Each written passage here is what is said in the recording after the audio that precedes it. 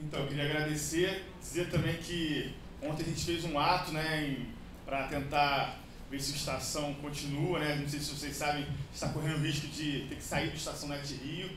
Então é fundamental para a gente, se vocês puderem compartilhar as páginas sociais de vocês, os hashtags lá, tem a assinatura também da campanha, para a gente não deixar, movimentar, não deixar que o estação saia, porque provavelmente se a gente sair do Net Rio, vai ser um efeito dominó e depois vai ser essa sala, depois vai ser a Gabi e aí a estação acaba. E realmente a situação está muito crítica mesmo.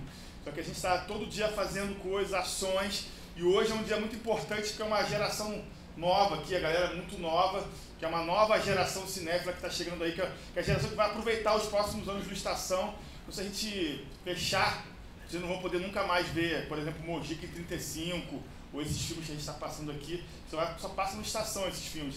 Então eu pediria para vocês poder divulgar esse nosso movimento, deixa o Estação Net Rio ficar, que é o... Desligou aqui. Alô. Foi. Só para fechar aqui, que Joane vai continuar, queria destacar que está tendo uma exposição aqui fora do Mojica, né? Mojica no Estação, que foi uma inusitada exposição. A gente não ia fazer uma exposição do Mojica, ia ser de pôsteres de filmes brasileiros de terror. Foi quando a nossa querida Vicky, que está por aqui, Vicky, ela estava na última sessão que a gente fez aqui do Godard. Quando a gente anunciou que ia passar o filme do Mojica, ela falou assim: Gabi, tem um material do Mojica lá na minha casa que está há 30 anos guardado, você não quer dar uma olhada e ver se você quer aproveitar? A gente simplesmente encontrou vários pôsteres que não existem mais, que nem a família do Mojica tem mais, está ali fora. Então, assim, queria agradecer a Vicky por ter guardado esse material de computador. E agora esse material, depois dessa exposição, vai voltar para a família do Mojica, vai voltar para a Cinemateca de São Paulo, eles vão depois escanear e mandar para a gente as cópias, mas foi, por acaso... O microfone está falhando? É um trabalho... Então, vou falar. Foi. Só para terminar, dizer que vai ter o debate depois da sessão, né, com o nosso grande crítico Rodrigo Fonseca, salva de palmas. Um cineasta, performer, multimídia, cursos, também está aqui. Joane. Tem o Diego Paleólogo, inclusive. Olá, querido. Só para fechar minha fala aqui, que eu falo muito, amanhã vai passar o meu novo longa, 9 da noite. Não sei quantas almas tem, eu fiquei 4 anos filmando, filmei na Transilvânia, filmei em Portugal, no Maranhão, e vamos lançar amanhã aqui 9 horas de sessão, aqui também é um filme de vampiro, todos convidados, venham. Joane. Oi, gente, boa noite, muito feliz de ver vocês todos aqui. Para a Mostra Terrível, que é um pouco esse projeto meio sonho aqui, né? De poder trazer esses filmes de terror, filmes de gênero para o circuito, né? Para a estação. É um grande prazer isso. Eu queria primeiramente agradecer a Adriana Hatt pela... Calma aí. Queria agradecer a Adriana Hatt pela oportunidade de fazer isso aqui. E é muito bom isso, é muito recompensador ver uma sala lotada para ver filme de gênero, filme de terror, sabe? E mostrar que, essas narrativas são importantes, sim. Tem muita gente que desmerece cinema de terror, sabe? Considera uma coisa menor, considera filme não muito inteligente, assim, sendo que, são filmes extremamente subversivos. Esse filme aí que a gente vai ver hoje é a maior prova disso, né? E, dizer para vocês também que o Terrível é um pouco essa intenção de dar esse valor ao cinema de gênero, principalmente que é um cinema que nos últimos anos aqui no Brasil, o cinema de terror, ele tem ganhado muita força, tem muitos cineastas muito bons, inclusive que estão aqui na mostra, Denilson Ramalho, a Juliana Rojas e o Marco Dutra, tem vários outros aí que, sabe, estão mostrando que o Brasil ele tem um puta potencial pro terror, né, como o Mujica já mostrava aí desde a década de 60 e só continua. Inclusive a gente vai ter até filmes de novos cineastas aí, todo mundo com menos de 30 anos. Então fica o convite aí para essa sessão, fica o convite para todas as sessões, né? Eu acho que todo dia aqui vai ter alguma coisa maneira acontecendo, vai valer a pena de vir. E é isso, gente. Tá sendo assim um prazer já imenso estar podendo viver isso com vocês.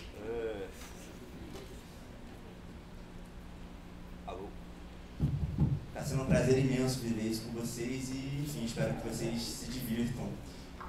E, bom, fazer aquela clássica pergunta, né, antes da sessão. Quem é que nunca viu Despertar da Besta? Uma galera, né? Uma galera. E agora, eu vou fazer uma pergunta, né, acho que é mais importante ainda. Alguém aqui não gosta de filmes de terror? Pô, uma galera, hein? Que isso. Mas aí, pô, calma, meu querido. Por que tu não gosta de filmes de terror, cara? Ó, parece que tem uma galera chegando ali. O que é isso? O pessoal se atrasou pra sessão? Que isso? Gente, o que tá acontecendo? Gente, alguém chama de segurança, pelo amor de Deus. Que isso, gente? Que absurdo. Que isso, cara? Alguém ajuda aqui, cara, pelo amor de Deus. Por favor, né? Caralho.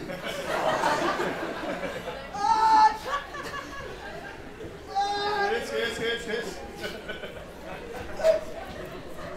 Gente, o que eu tô fazendo com ele? Gente, alguém ajuda aqui. Caraca, o microfone acabou a pilha, gente.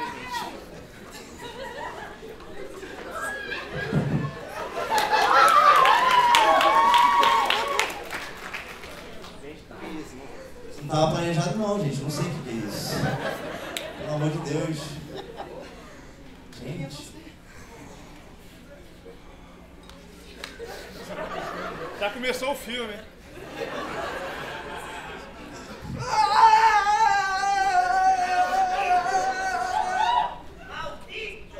Malditos os que fogem os olhos das telas diante da mais visceral obra de arte. Quem mais? Quem mais não gosta de histórias macabras? Quem mais evita lendas do medo? Estamos aqui hoje, todos nós, para celebrar a coragem do homem que ousou filmar pesadelos e levá-los à grande tela. Coragem. Assistir um filme de terror, assistir vários filmes de terror, é certamente expandir a mente para novas camadas de criatividade. De temor é ver o homem no estado mais vil, mais potente. Para corajosos e os covardes que têm medo, o que acontece aos covardes que não vêm? Luzes para os covardes que não têm medo. Pedir luzes. Embora seja das trevas, agora peço luzes. A qualquer momento, luzes.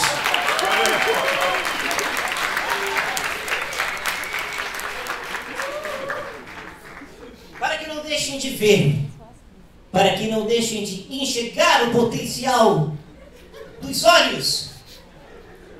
Após anos de censura, anos de violento esquecimento, finalmente hoje, para vocês, o despertar da besta. Perdi o microfone. O despertar da besta. O Despertar da Besta, que é um dos meus melhores filmes, certamente, se não o maior de todos os meus filmes. Aproveito a ocasião, Cavi, aproveito a ocasião para perguntar diante de todos, Net Rio, o cinema, a quem pertence esse cinema? Aos deuses do cinema? Aos diabos da imobiliária? Ou ao público do Estação? Deixa o Net Rio ficar! Deixa o Net Rio ficar! Deixa o Net Rio ficar! Deixa o Net Rio ficar! Deixa o Net Rio ficar! Deixa o Net Rio ficar! Deixa o Net Rio ficar! Você que tem coragem de estar nesta sala hoje para testemunhar o despertar da besta, terás coragem de manter os olhares fixos na tela? Ou correrá na calada da tensão da sala escura? Boa sessão para os que tiverem coragem. E que comece o filme! Valeu, trabalho! E que comece o filme! Roda o filme!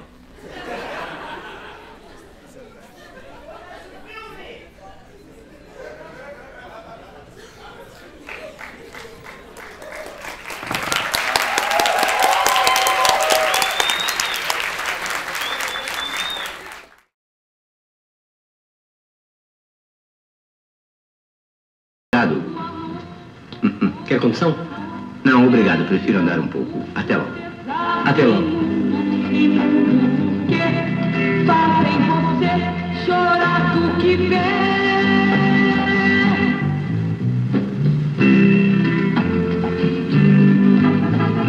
Mas eu sei não amar e faz tempo esquecer que vamos morrer, morrer muito cedo. Por causa de loucos que eu sei não são poucos, que querem assim pra todos um fim, no meio da guerra, fazendo varrer da face da terra tudo que existe.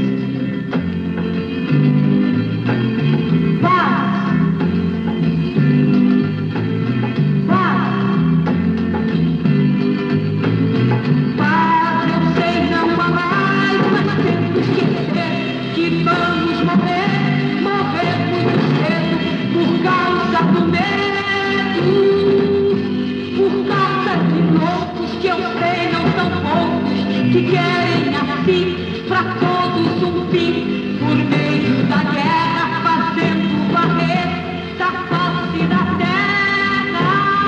Corta. Tudo que existe, meu Deus, vai ser triste. Tudo que existe, meu Deus, vai ser triste.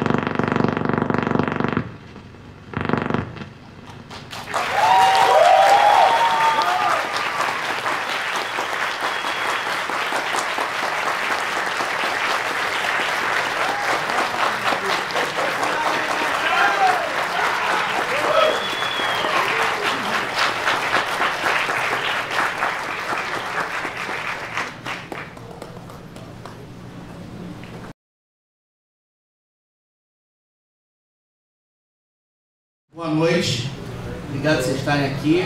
Segundo importante, já que a gente está falando de horror fora Bolsonaro, sempre importante, né? Falou-se tanto do diabo, que o diabo leve o nome, né? Com todo respeito ao diabo. O diabo mítico, esse pode ir para o inferno mesmo. Eu tive a oportunidade de conhecer o Zé Mojica Marins e entrevistá-lo algumas vezes. E eu fui na filmagem, depois eu posso contar essa história, tem momentos realmente malucos, da filmagem do Encarnação do Demônio. Ele rodou em São Paulo e eu tive no set desse filme. Eu acho que, antes de tudo, só te respondendo precisamente assim, o Mojica é um cineasta que corresponde à liberdade realmente criativa e plena de se investir em cinema de gênero no Brasil. Assim, se a gente tem hoje... Fiquei assistindo esse filme, que é um filme datado pela Cinemateca Brasileira de 69, e 6 anos depois sairia um filme italiano que para muita gente é assim, a súmula da luta antifascista na história do cinema, que é o Salò, 120 Dias de Sodoma, do Pasolini. E é impressionante como tem muita coisa, se você pegar o Salò e pegar esse filme, tem uma conexão absolutamente direta de cenas, da maneira como ele enquadra os corpos femininos, da maneira como ele fala da questão do poder científico julgando numa soberania, o bem-estar da humanidade, numa soberania quase fascista. Então existe muita conexão nesse ponto. Eu acho que tem duas coisas importantes aqui só para a gente ter uma arrancada. O Mojica, ele é o diretor que efetivamente funda a possibilidade de se trazer um certo folclore das sombras, do mundo, do submundo que há nas diferentes mitologias brasileiras para o cinema. Numa das primeiras vezes que eu entrevistei, ele falou para mim assim: se Deus é brasileiro, o diabo também é. E se existem todas essas criaturas que o folclore canta, a mula sem cabeça, o saci, o caipora, todas esses seres da noite, eu quero celebrar os seres da noite como os anárquicos, os libertários. Então esse cinema é um cinema muito ligado nesse aspecto. E um cinema, eu acho que vocês assistiram aqui, de uma potência criativa sem fim. A questão do personagem do Zé do Caixão, primeiro, eu não sei se vocês sabem, mas o Zé do Caixão tem um nome, que não é esse. Zé do Caixão é o apelido do personagem. O Zé do Caixão se chama Josefel Zanatas. Como é que é o outro, o Deck... O Odeck. Mas Josefel Zanatas é o nome desse personagem. Assim, só para vocês saberem, o Zé começa a fazer cinema de uma maneira absolutamente autodidata. Ele era um espectador de filmes de bang bang. Ele queria fazer filmes de aventura e filmes de bang bang, como é a Sina do Aventureiro, por exemplo, que é um dos pilares aí da obra dele. Só que ele sonha com essa figura do Josefel Zanatas, ele sonha com esse cara, essa figura do Zé do Caixão, tal qual a gente vê, um homem de preto, com as unhas grandes, falando com essa voz macabra e clamando por uma mulher que vai parir o anticristo, filho perfeito. Isso apareceu para ele num sonho, que ele teve um medo absoluto, mas ele resolveu purgar esse medo fazendo cinema. Então toda a obra dele, de uma certa maneira, vai sempre ter algum elemento do onírico, do sonho, até uma coisa de... As pessoas, tem uma coisa muito freudiana, de alguém que fala sobre o sonho. Isso são recorrências na obra do Mojica, que é uma obra que a partir do início dos anos 2000, ela ganha um vulto internacional de peso, assim. O Zé, a partir dos anos 90, ele começa a ser exportado para o mundo. Em 95, ele chega aos Estados Unidos em VHS com o nome de Coffin Joe. Em 2001 e 2002, tamanho sucesso, o Festival de Sundance faz uma mostra, uma grande retrospectiva da obra dele. E é nesse momento que efetivamente ele se torna um dos grandes emblemas do cinema brasileiro para o mundo. Só uma dica de leitura aqui para vocês. Normalmente as pessoas falam muito do Maldito, né, que é um livro sobre ele bastante importante. Mas existe uma outra leitura que, curiosamente, as pessoas acham assim, mas o que isso tem a ver com o Zé do Caixão? Tem tudo a ver com o Zé do Caixão. Existe um livro de talvez o mais importante pensador da literatura brasileira, chamado Antônio Cândido, um livro chamado Os Parceiros do Rio Bonito. Esse livro é um livro que faz um estudo da chamada cultura caipira brasileira, desmistificando esse rótulo do caipira como um homem, uma figura coxa, abandonada, proscrita, ignorante, atrasada. Por que o Antônio Cândido traz essa questão? Porque ele vai mostrar que existe no homem, no povo rural, na mulher, no homem, nessas populações rurais brasileiras, principalmente no interior de São Paulo, toda uma mitologia de relação com a natureza, de contemplação das forças naturais. O Josefel Zanatas é essa manifestação das forças da natureza. Então, quando o Antônio Cândido lança esse livro, o Mojica diz, puxa, finalmente alguém me entendeu. Então eu acho que é uma boa pesquisa para quem quer conhecer melhor e até defender academicamente esse trabalho, que eu acho que mais tarde a gente pode falar aqui, que é sim alvo de patrulha até hoje, inclusive uma patrulha dentro da própria academia. A gente pode falar isso mais adiante um pouquinho. Parceiros do Rio Bonito, Antônio Cândido. E também a coisa, só para complementar, né, uma coisa interessante da biografia do Zé é que ele tem uma coisa que ele até fala no próprio filme, né, que ele se diz um cara inculto, né, e ele não é um cara que teve uma formação acadêmica. A formação que ele teve foi assistindo o filme da janela do projecionismo, porque o pai dele era projecionista, né, e aí ele viu diversos filmes, assim, ou seja, o Tarantino copiou ele, né, gente. O Tarantino fez isso na locadora, o Zé do Caixão fez isso no cinema.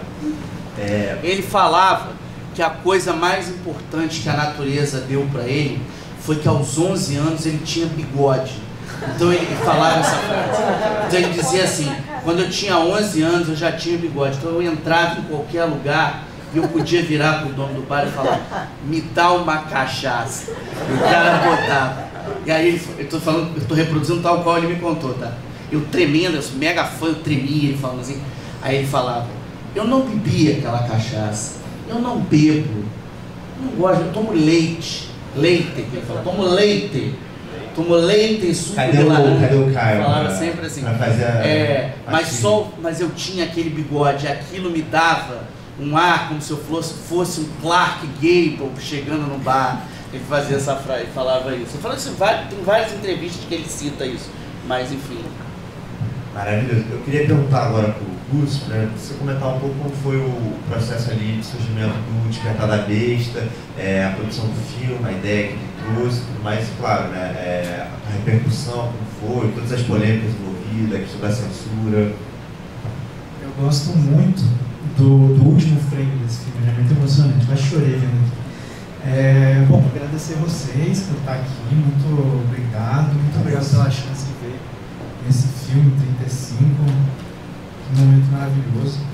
E eu gosto muito do último frame do filme, porque é isso, ele tá corta, ele sorri e a parada pausa, né, na cara dele sorrindo assim.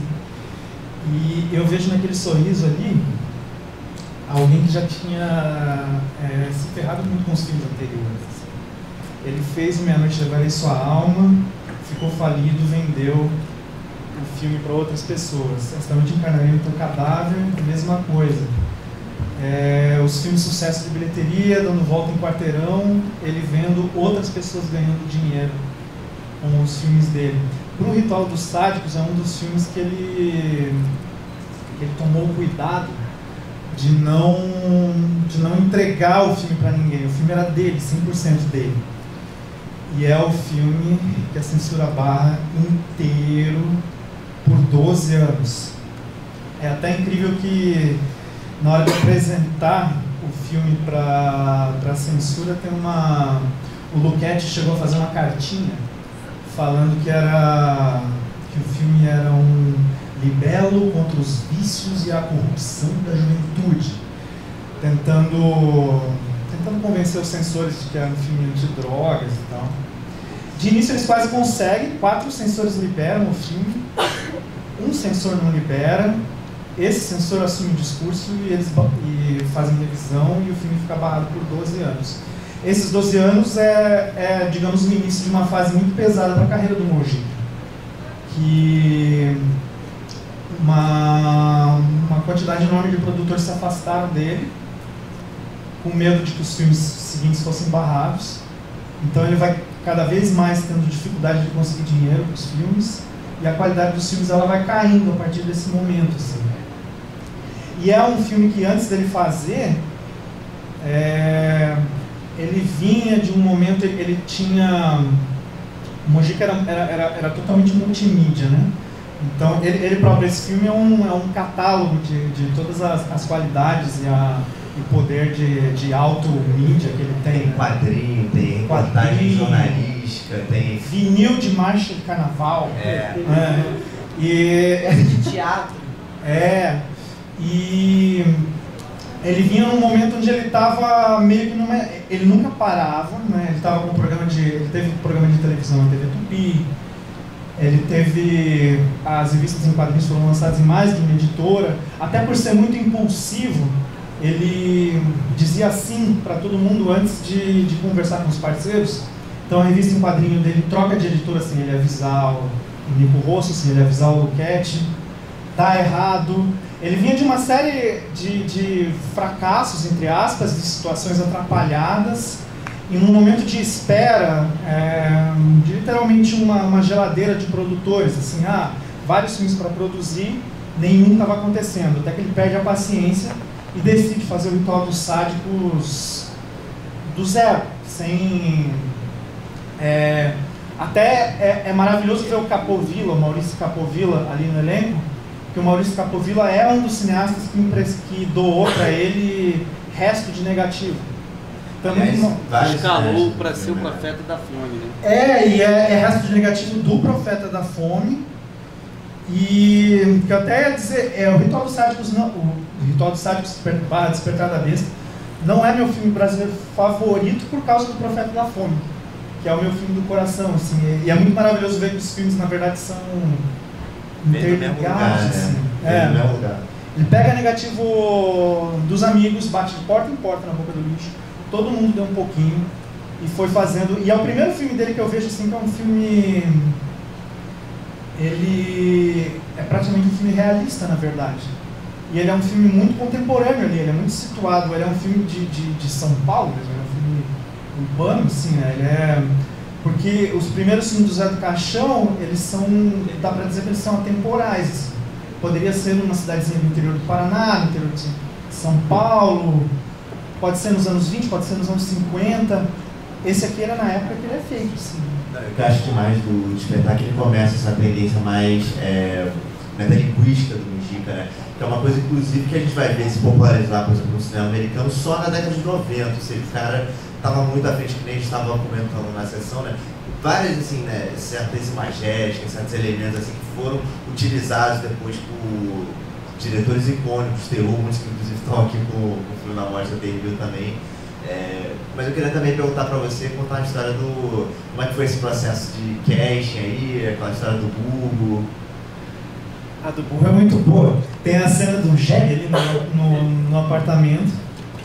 É isso, né? O filme tem uma florestinha de bananeira muito maravilhosa no ponto do filme ali também, que é a bananeira que roubava na rua, levava para o estúdio, ou para o apartamento de alguém, né? A do jegue, ele era amigo de um porteiro, de um prédio de classe alta. O porteiro avisou que o dono de um dos apartamentos estava viajando, ele tinha a chave, ele bota a equipe de filmagem lá pra dentro, eles tentam levar o jegue lá pra dentro, parece que o jegue causa um problema no elevador do prédio, não sobe, daí eles filmam em separado depois. Durante as filmagens dentro do apartamento, o dono do apartamento chega, começa a gritar com todo mundo, quer chamar a polícia. O Mojica, sempre muito bom de negociação, de lábia, né, o carisma total, convence o dono do apartamento. O dono do apartamento aceita, fica tudo bem, eles terminam a filmagem.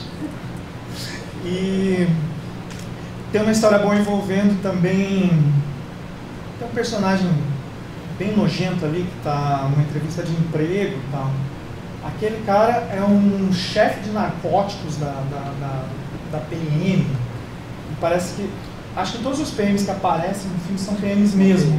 Que é uma denúncia que alguém fez de que estava tendo uso de narcóticos nas filmagens. A galera invade as filmagens, enquadram todo mundo. O Mojica, de novo, com seu carisma e lábia, ele não só prova que não tinha droga na filmagem, como ele coloca todo mundo no elenco. E ainda convence o líder dos narcóticos aí de que ele é a cara do Jô Soares. Ele realmente parece o Jô Soares. Falava que ninguém ia conseguir diferenciar ele do Jô Soares. Parece que ele até pensou em chamar o Jô Soares, porque na época o Jô Soares era envolvido com o cinema de invenção, né? Fez Mulher de Todos, Hitler Terceiro Mundo. Só que ele encontrou esse cara e pensou, né? O Jô Soares vai ser mais barato? Parece o Jô Soares.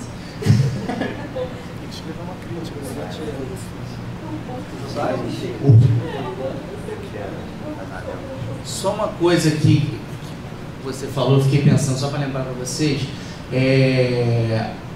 a voz do Zé do Caixão não é a voz do filme, não é do Zé, do próprio Zé. O Zé falava de uma maneira muito peculiar, você! Falava assim, e ele não gostava de se ouvir no cinema, ele só vai passar a gostar de se ouvir no cinema a partir dos anos 2000.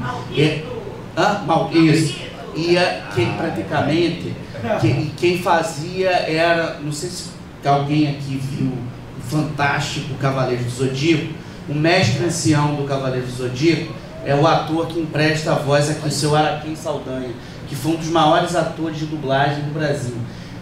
Foi um ator que teve uma carreira no cinema, principalmente no cinema paulistano, mas era mais conhecido da dublagem. Quando você estava falando da coisa dessas peculiaridades de filmagem e dessa coisa que ele se torna maldito, tem uma outra coisa que complica aí, que é o seguinte: quando esse filme deu ruim e que teve esse problema de ser interditado pela censura, ele virou um proscrito.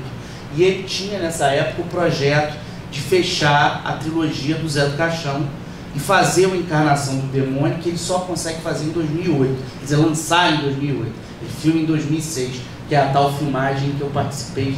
Depois eu conto para vocês algumas coisas pitorescas que eu vi. Vem aqui no dia do Denison. O Denison era sem direção. O Denison salva o Zé do Caixão. Na filmagem que eu fui num dia, numa virada de madrugada, de domingo para segunda, tem uma cena no Encarnação do Demônio que o Zé sobe um três-tabela, que era uma tumba. E a fala do Zé é assim: não importa o que querem os demônios, ninguém há de quebrar a minha tumba. Na hora de falar isso, ele caiu no meio do set. E ele já não estava com a saúde tão boa assim, era um problema isso. Mas só para terminar aqui, quando você puxou esse problema, além de ter sido interditado, ele começou a ser cercado de uma maldição. A maldição, dizia ele, era o seguinte: quando esse filme foi banido, ele encontrou um produtor que se dispôs a fazer Encarnação na época, ainda em 69, esse filme é de 69. 69 é o ano que começa a comédia erótica, a chamada pornô chanchada brasileira, com os paqueras do Reginaldo Faria. Aí aparece um cara, que eu não lembro o nome agora, que era um investidor, um cara muito rico, um homem de negócio, que era dono lá de um monte de restaurante em São Paulo, e fala com ele: não, eu gosto dos seus filmes, eu gosto de terror, eu vou produzir. Aí o Zé fica feliz da vida. Aí o cara fala pra ele assim: Zé, é o seguinte, amanhã chama todo o teu elenco que eu vou fazer uma peixada para comemorar o filme. Mano, eu vou mandar comprar um filé de arraia para servir para todo mundo com leite de coco e pimentão no meu restaurante. Eu mesmo vou cozinhar. Na madrugada o Zé recebe um telefonema de uma pessoa que trabalhava com o sujeito: Zé, o fulano morreu cozinhando, cortando filé de arraia. Ele teve um mal súbito e morreu. Aí mais adiante, se eu não me engano, em 72, o Zé encontra outro cara, resolve produzir o tal Encarnação do Demônio. E esse cara vira pra ele e fala assim: eu vou fazer uma feijoada pra comemorar. De manhã o Zé recebe o telefonema: o fulano foi atropelado por um caminhão do leite. Aí o Zé falou assim: não, eu acho que é melhor esperar um pouco para fazer. Mas isso, obviamente, começou a correr o cinema. Maravilhoso. Peixada é sensacional. É bom que o Sacramento perguntei hoje mais cedo, né, quem já tinha visto o filme. Muita gente respondeu que não. Agora eu vou fazer uma pergunta que vai ter muito menos resposta. Se alguém tomou tóxico. Alguém já tomou tóxico aqui? Se alguém quiser tomar um tóxico também, eu acho maravilhoso, né? Que o cartaz que eles olham, começa a ter o delírio, o cartaz original está aqui em exposição. Ou seja, quem quiser experimentar aí, fazer o ritual do sádico assim, em real life, né? Fica o convite aí. Mas falar em delírio, gostaria de agora convidar o Diego aqui para responder a seguinte pergunta. Tem essa questão das alucinações e desses diversos personagens, né, que é engraçado, né, que é o primeiro filme do... O Estranho Mundo de Zé do Caixão já não... O Zé não era mais o personagem central ali, né? Mas o filme acompanha esses 4 personagens, né, que vão realizando um experimento. E aí eles têm delírios diferentes, que isso revela coisas distintas sobre as personalidades deles. Mas o que você acha que esses delírios representam em termos de uma provocação, tanto dos próprios personagens quanto da sociedade na época? Boa noite a todas, todos. Agradecer essa oportunidade, essa mostra incrível, assim, também estar compartilhando essa mesa com vocês. Como fã e pesquisador de cinema de terror, é muito bom estar aqui. Obrigado. Eu agradeço. Só junto com o que você comentou também, eu sou da UERJ e é surreal, assim, né, a gente ainda ter que lutar por espaços, tanto aqui, né, por estação ficar, quanto na UERJ. Há alguns anos também a gente teve políticas de estrangulamento da UERJ, então esses espaços, essas lutas são muito importantes. Então, se deixar isso marcado. Essa pergunta é muito...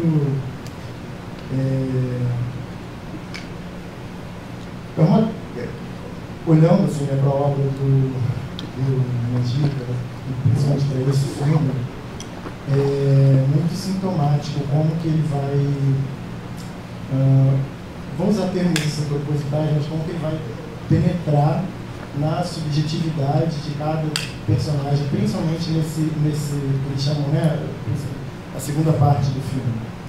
E enfim, como que ele vai trazer imageticamente essas questões que estão muito na sensibilidade do imaginário da época. Esse filme é de 69, então tem algumas questões que podem ser mapeadas. Em 69 tem um livro, esqueci o nome do autor agora, que é a História do LSD no Brasil, que pontua em 68, acho que é a primeira, digamos, aparição pública do LSD. Então, quando o Mojica faz esse filme, ele já está muito ligado também, né, nesses movimentos de contracultura, que estão muito presentes no filme.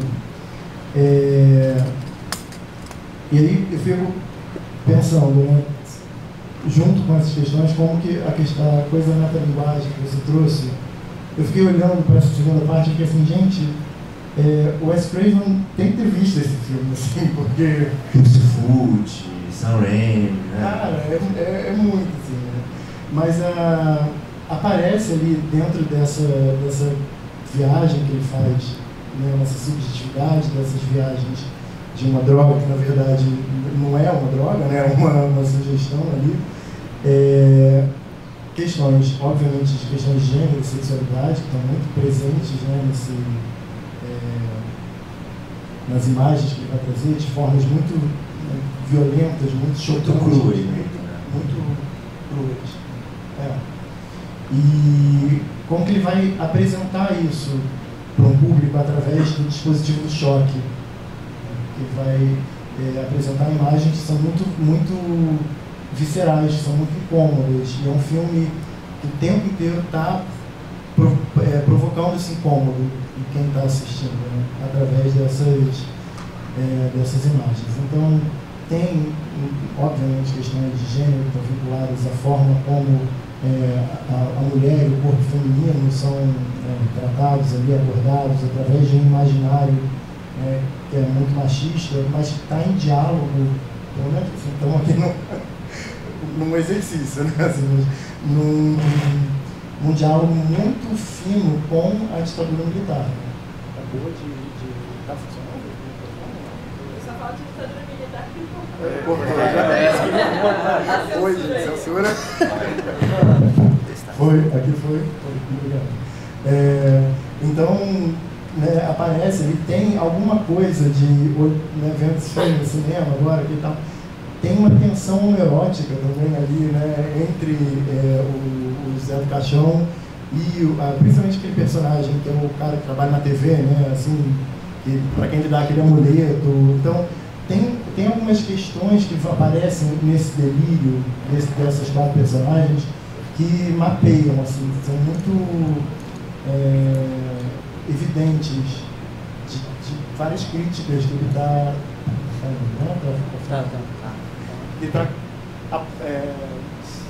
foi, né? Gente, eu odeio falar em microfone.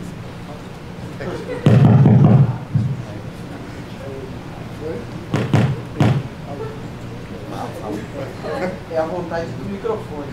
Gente, não dá, isso aqui Oi.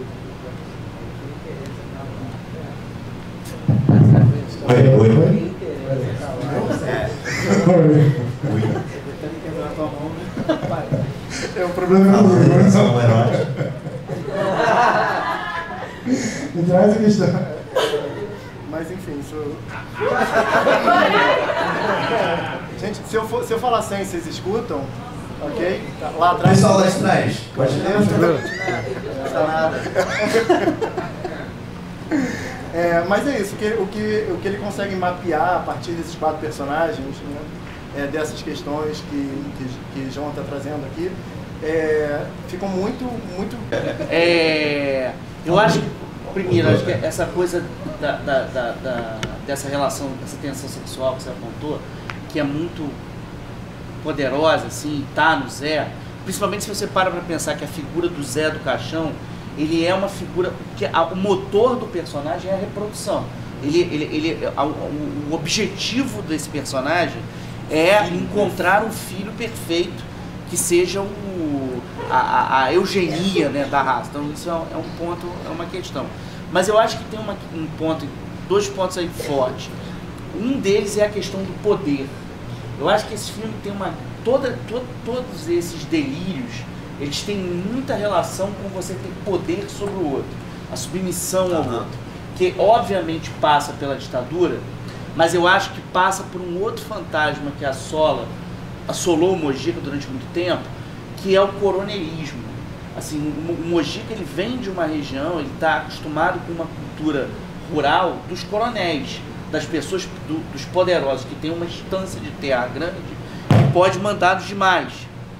Então a vida, de uma certa maneira, a obra dele tem uma sintonia muito grande com isso.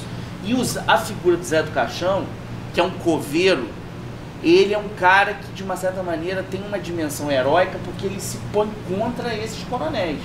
Então, nesse ponto, ele tem uma dissonância. Ele representa a subversão dos valores sociais, né? Mas eu não sei quanto vocês perceberam isso, mas o que eu acho muito poderoso, sobretudo nesse filme em termos formais, em várias questões, assim, isso que você tinha apontado, Gustos, antes, assim, acho que até você assinalou a coisa do teatro, né, quando você citou a coisa da peça, tem a coisa da música, tem a coisa da chanchada, tem o quadrinho, tem o teatro. Agora, essa miscelânea toda, ela vem de um lugar da formação cultural do Brasil, que hoje, eu acho que, sobretudo nesse momento que a gente tem que comemorar a super audiência que o nosso futuro presidente teve ontem, no podcast lá, bombando na internet, no Flow, né? Que é a cultura do rádio. Esse talvez seja um dos filmes mais sonoplastas da história do cinema brasileiro. Esse filme é um filme de sonoplastia. Ele é protagonizado por um dublador, que é o seu Araquém Saldanha, que é a voz do Zé do Caixão. Ele tem todas as miscelâneas de músicas possíveis, ele junta chanchada ele junta Vanderleia tem uma hora que toca Márcio Grego, o início Márcio Grego, primeiro Santo Márcio Grego, toca Caetano, Ave Maria, tem Vanusa, tem toda a mistura possível. Aí tem vários elementos sonoros de sonoplastia. Você estava falando da coisa da edição. O trabalho de edição desse filme, tanto da montagem de imagens, absolutamente é surpreendente. Mas a montagem sonora, a mixagem desse filme é quase uma colagem que tem tudo a ver com um tipo de arte, de uma certa maneira chamada Wood Grude, e uma certa centelha tropicalista que vai tomar o Zé como um personagem, que se baseia o tempo todo nessa coisa de colagem. Não existe um modo operante nítido, uno nessa montagem aqui. Ela é absolutamente dissonante, como eram os programas populares de rádio. O que eu acho melhor é justamente tanto na imagem, mas agora você, principalmente colocando essa coisa do som, me fez perceber, é como isso também brinca nessa coisa do acesso subconsciente, né? Ele é muito mais uma coisa de provocar uma reação, né? De um certo desconforto, do que não é esperado, né? E quando você falou da metalinguagem, tem um ponto, eu não sei se vocês estão ligados nisso. De 69 para 70, a Globo faz uma novela chamada Espelho Mágico, que é a primeira e até hoje única, até a TV Pirata, até o Tá No Ar, programa longevo de dramaturgia da TV brasileira, que é metalinguístico. Era uma novela sobre a televisão. E quando esse filme flopa, mas não flopou porque o público não quis ver, ele flopou porque a censura não deixou ele sair. Utilizava-se na televisão, se o Zé do Caixão deu errado, a novela TV Globo também vai dar errado. Então, durante muito tempo, metalinguagem era um assunto banido da teledramaturgia, das dramaturgias brasileiras. Ele só volta na virada dos anos 80 para os anos 90 com TV Pirata, que vai buscar o Zé do Caixão em diversos quadros, feitos pelo Diogo Vilela, na época, que era hilário, imitando o Zé do Caixão. Esse filme, ele me faz pensar muito também nos filmes de droga contemporâneos a eles. Que eu fico pensando, durante a sessão até eu fiquei pirando nisso. Do Corman? o The Trip do Corman, que é feito, acho que um pouco antes, tipo 67, o próprio Easy Rider. E eu penso O Homem dos Olhos de Raio-X. É, tem muito a ver. e eu penso, se esse filme tivesse saído, se ele tivesse tido a justiça de ser lançado na data, o quanto esse filme poderia ter sido poderoso, assim, porque perto desse filme, o The Trip, esses filmes eles são muito leves. Isso aqui é o drug movie. Eu fiquei pensando nas sessões da meia-noite, aquelas sessões do Pink Flamingos, do Eraserhead, do Rock Horror Picture. Fiquei pensando nesse filme inserido nessas sessões, assim. Com a galera se drogando também na sessão, Eu Topo. Esse filme de ácido deve ser um outro filme.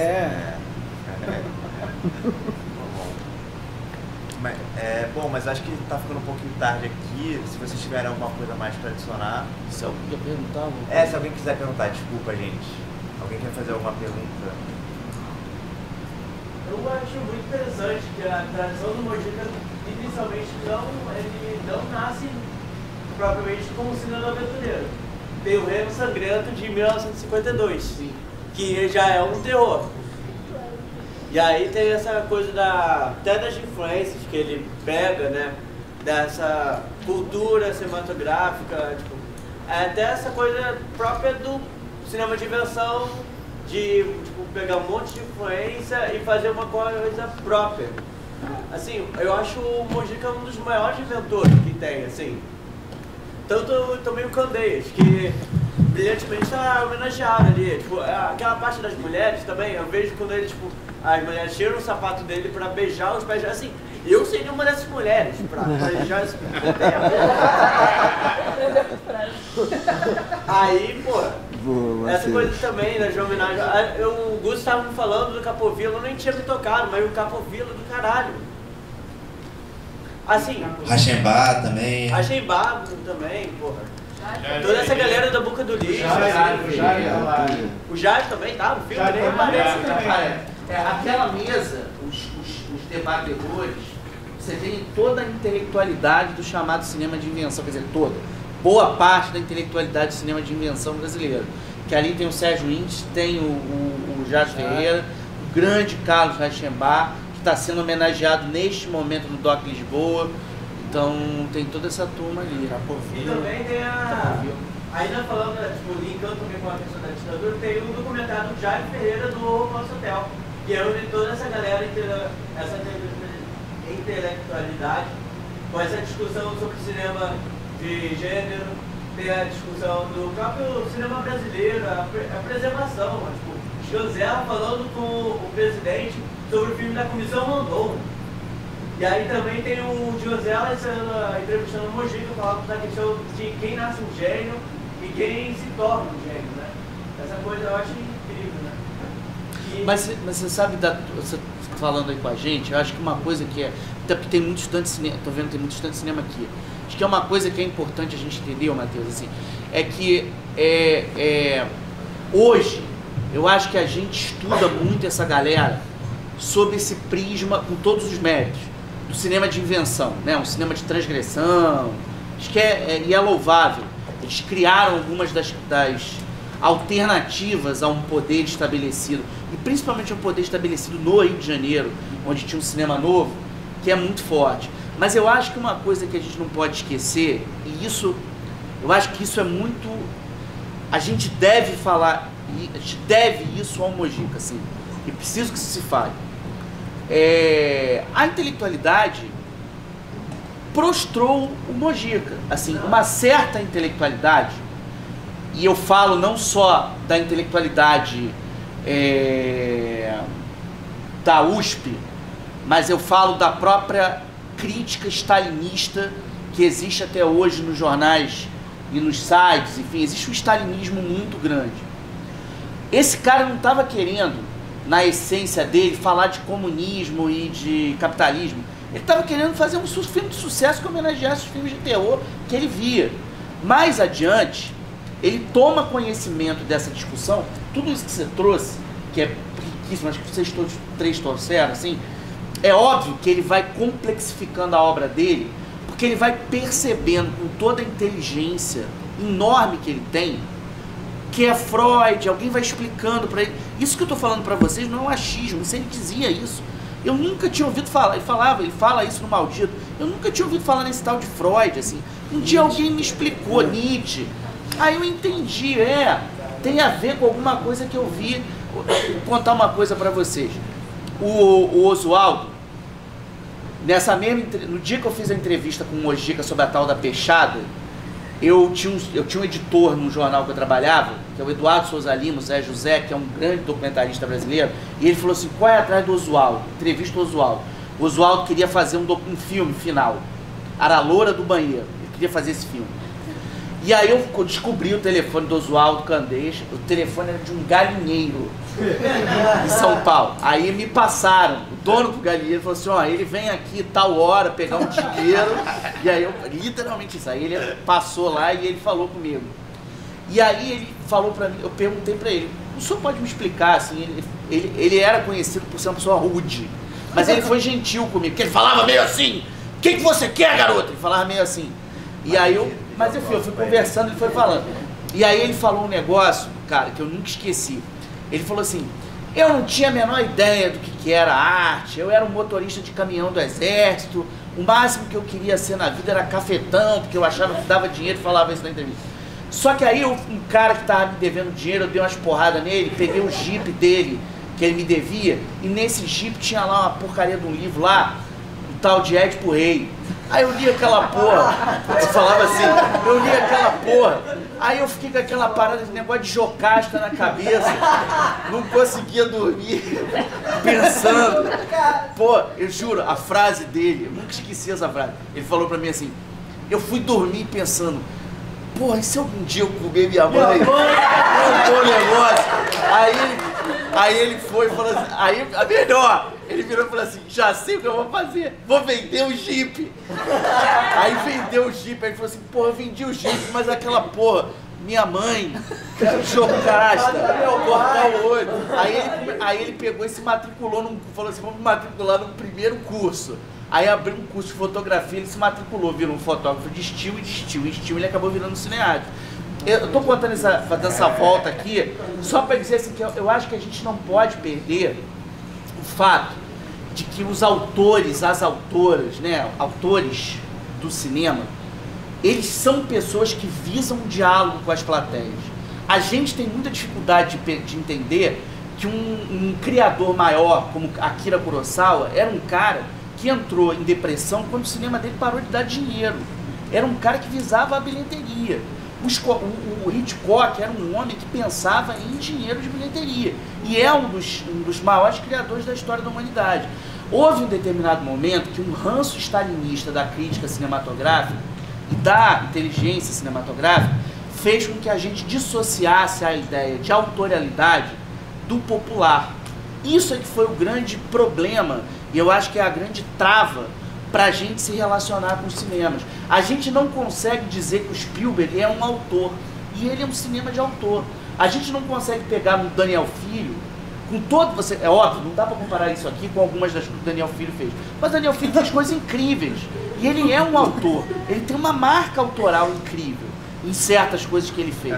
Então esse é o ponto que eu acho que a gente tem que saber lidar. Eu acho que o exemplo do Zé e a possibilidade da gente estar aqui numa noite que a gente tem um diretor e produtor-autor como o Cavi Borges, tentando salvar no cinema e tentando salvar, mais do que uma sala, a nossa prática de poder ver filmes em 35mm, ver o passado e revivificar o passado. O que a gente está fazendo aqui é tentar rever e salvar a ideia de que isso aqui é um espaço de coletividade. Se a gente segrega a criação, a pureza da criação do popular, a gente mata o cinema, principalmente porque a gente tem os zumbis da Netflix atrás da gente.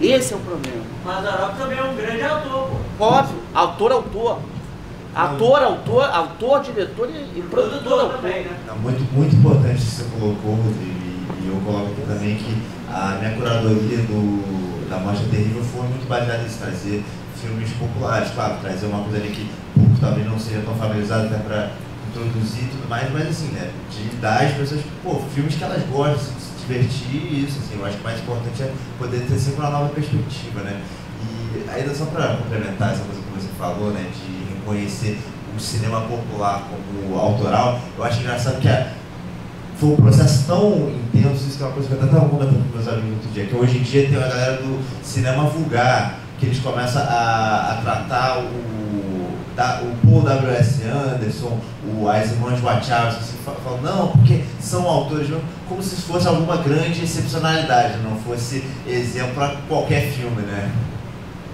E você tem hoje, por exemplo, um dos maiores fãs do Mojica no mundo hoje é o cara que atualmente é o curador do Festival de Locarno, de onde o Brasil saiu laureado com Leopardo de Ouro esse ano com Regra 34. Ele é um cara que anda com o livro do Mojica, que anda com a Vitória Brasileira. Ele anda com o livro do Mojica debaixo do braço. Jonah Anazaba, ele é um crítico suíço, mas que é o coordenador, ele é o curador de Locarno, que foi o cara que botou o trem-bala com o Brad Pitt para abrir o Festival de Locarno, porque ele queria falar dos dublês diretores.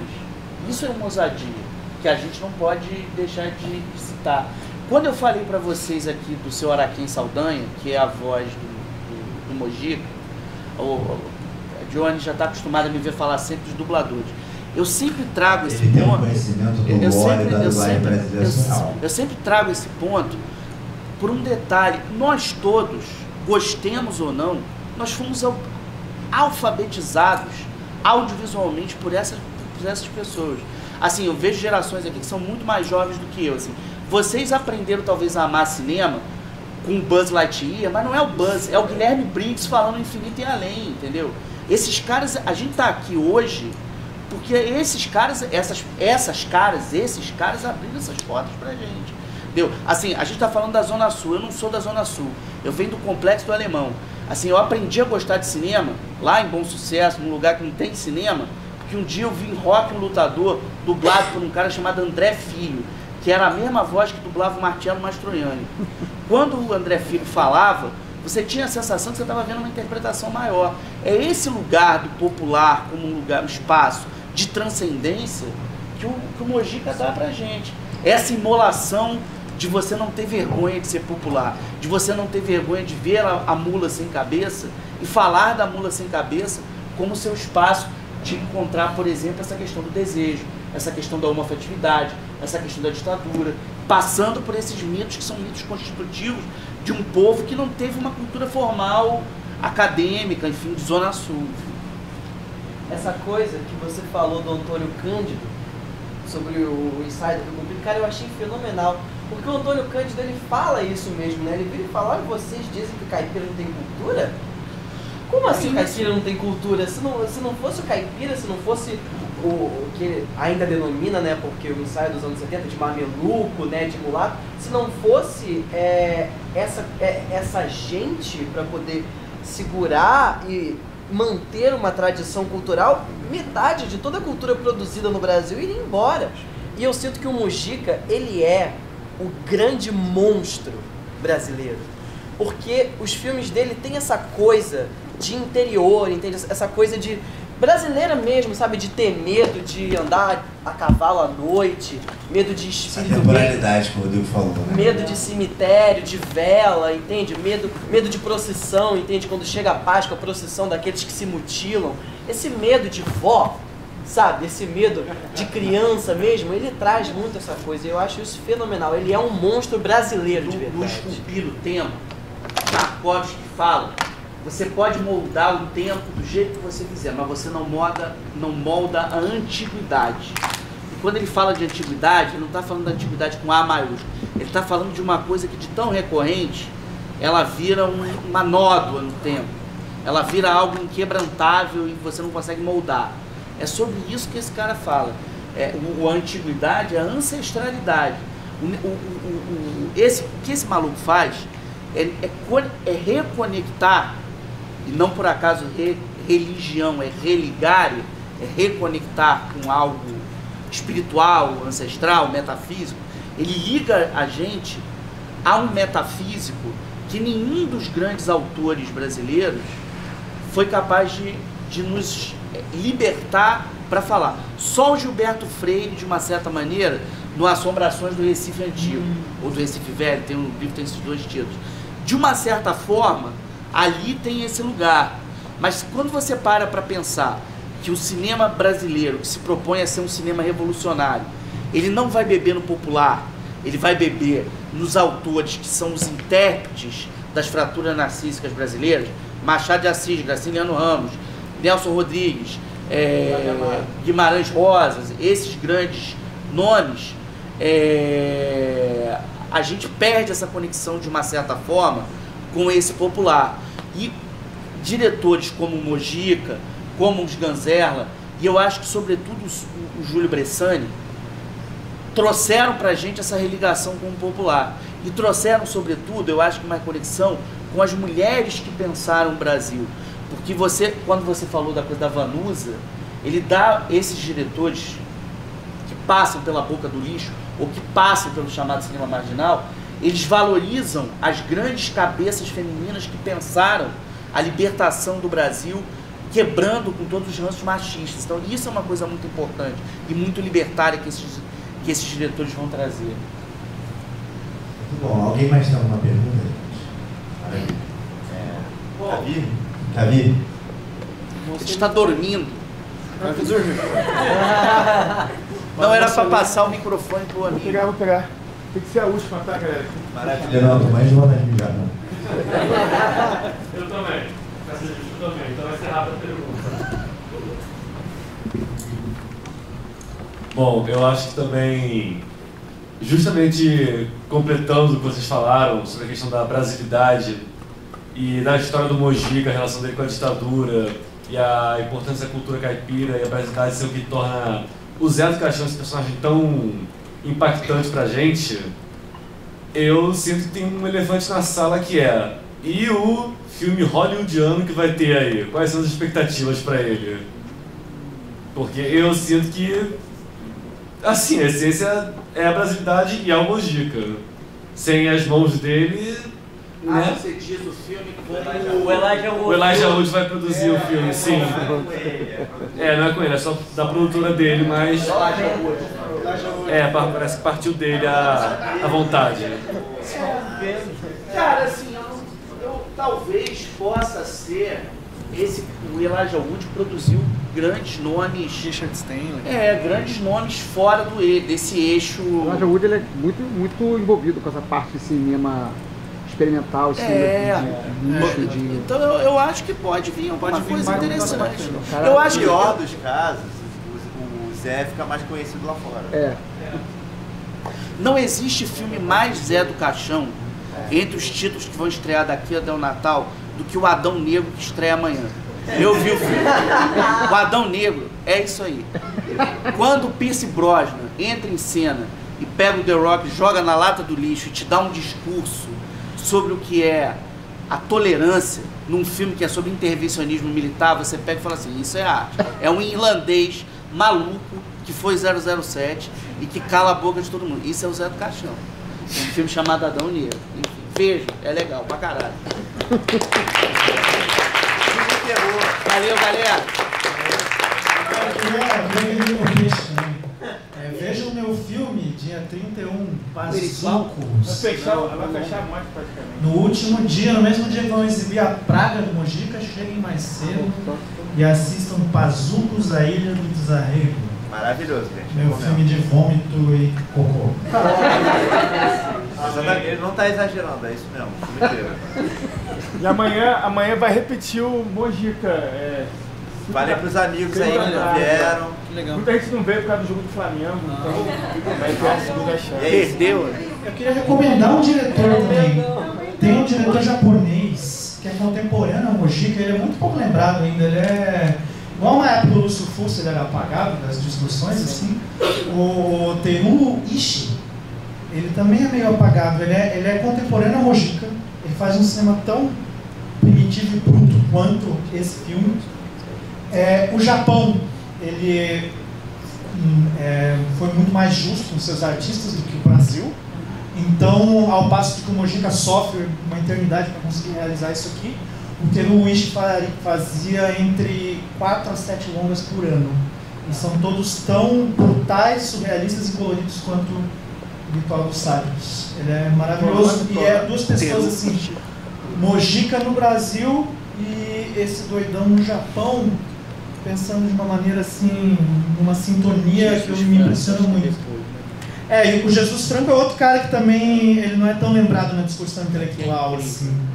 O Jean Roland e o Fult até eles agora são lembrados. O Jesus Franco ele ainda fica também. E o Jesus Franco também é o cara que produz com o que encontrar na frente.